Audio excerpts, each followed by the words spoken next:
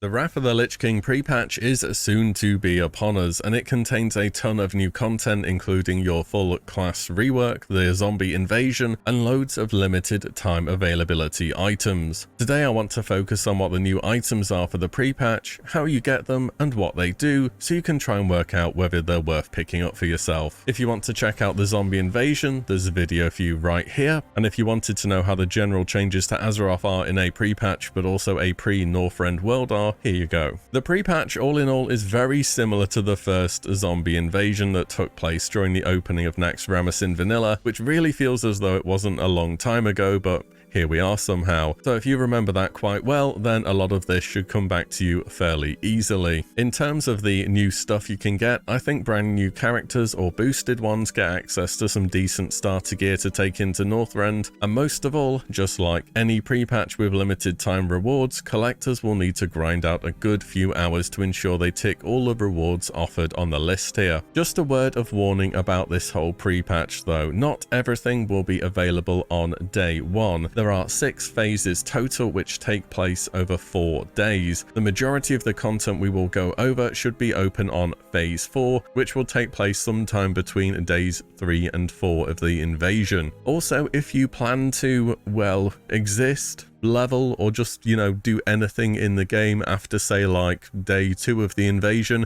it's going to be difficult. The second Scourge invasion went down as the most chaotic event Blizzard have ever deliberately put in the game for a reason. Everybody is going to be a zombie or will be trying to turn you into a zombie. An apocalyptic zombie invasion, it turns out, may inconvenience your day-to-day gameplay somewhat, so if you do really want to farm stuff in the open world, you're probably going to have to do it after the cure has been found, which should be at the end of day 4. Anyways, let's get into it. So once some time has passed and the invasion is well underway, the events that offer rewards will begin. These are mainly from the Argent quartermasters spawning in major cities and Light's Hope Chapel, as well as the Scourge necropolis that will begin to invade throughout the world. Killing Scourge around these necropoli will earn you necrotic runes, which can then be turned in for a quest called Under the Shadow, and also offered afterwards at the Argent quartermasters to buy a whole range of rewards, so let's see what they have to offer. Consecrated sharpening stones and blessed wizard oil both make a return and they cost 8 runes each. However, they now have a cap to what item level weapons they can be used on of 165. Kil'jaeden in the Sunwell drops items up to level 164, so I'm assuming pretty much anything in TBC is good to use these items on. So if you're raiding in the pre-patch, leveling in certain dungeons that have loads of undead, or you're in a zone like Zul'Drak which is also full of undead, then these should be pretty good. As for using them in Wrath of the Lich King raids, it's not really going to happen. Wrath of the Lich King epics begin at item level 200, so it's not really practical to save them up like it was in vanilla. The first new trinket to mention is the Argent Tome, which costs 30 runes. It summons a buck that explodes into a Holy Nova type effect a few seconds afterwards for about 350 to 400 damage, and it didn't scale from what I could see. Goes without saying, not terribly useful. Get used to this for trinkets this guy sells. Next up, the Argent Dawn Banner, 1 minute cooldown, costs 8 runes, places down an Argent banner that casts a very low rank, probably rank 2 or 3 of consecration.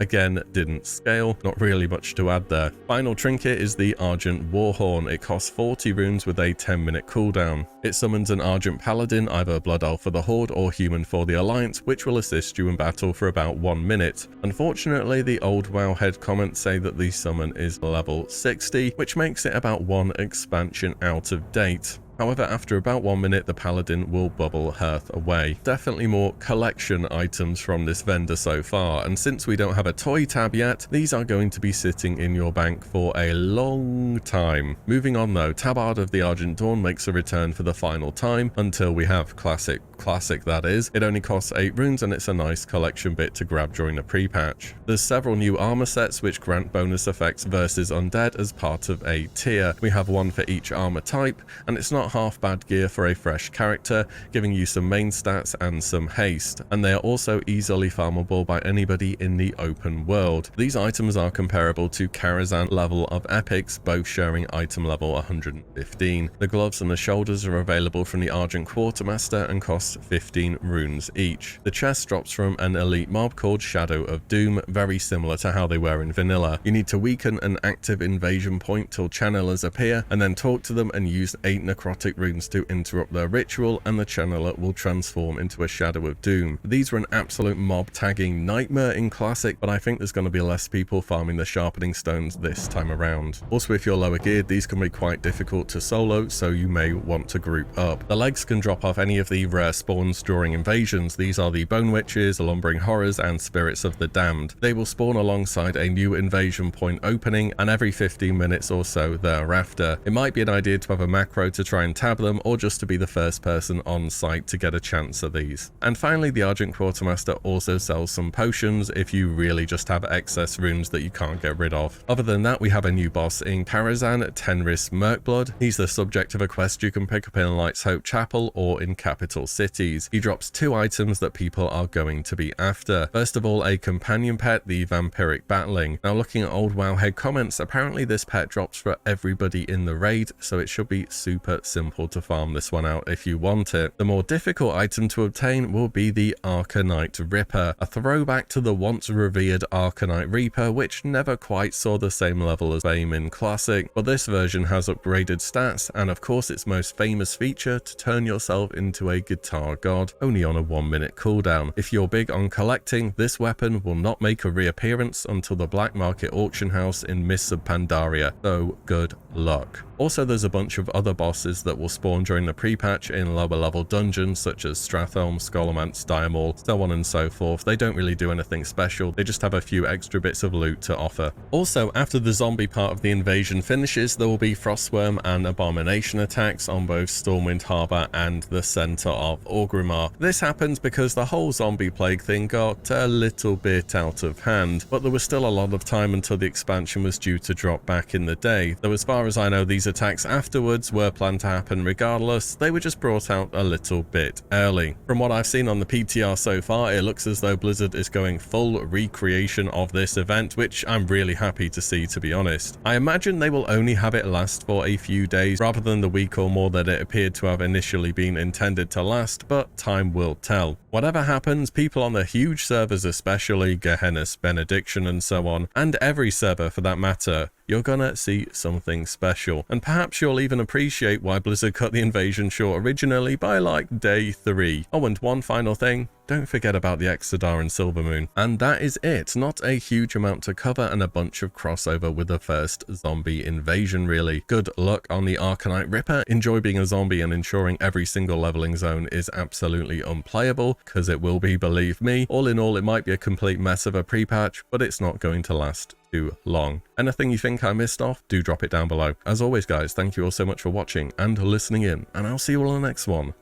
very soon.